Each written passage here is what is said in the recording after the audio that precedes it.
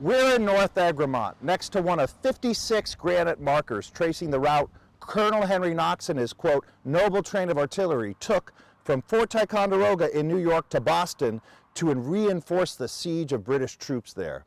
These stones were installed in the 1920s to commemorate this legendary expedition's 150th anniversary. You can drive the 300-mile route of Knox and his cannon, following their path all the way to Roxbury. Knox's feat so impressed General George Washington, he made Knox his artillery chief. Knox later served as President Washington's first Secretary of War. The Berkshires Hills were not the only obstacle this artillery train faced. Major Benedict Arnold of Connecticut and Ethan Allen of Vermont commanded the daring May 1775 raid of British forts at Ticonderoga and Crown Point, which captured these guns. Patriots' first offensive victory.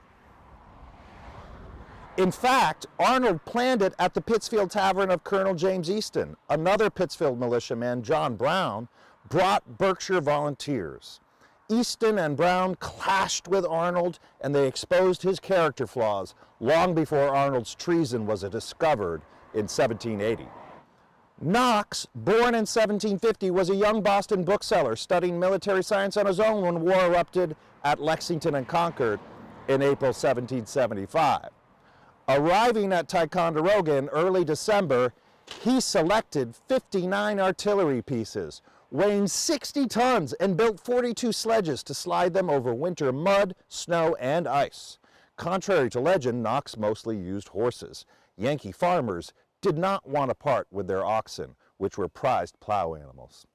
Knox, crossing Lake Champlain, the Hudson, and other waters, maybe lost only a single gun, and even that is still debated today. His vanguard entered Egremont on January 10, 1776, crossing heights from which he, quote, might have almost seen all the kingdoms of the earth. It was almost a miracle, Knox wrote in his diary, that people with heavy loads should be able to get up and down such hills as are here.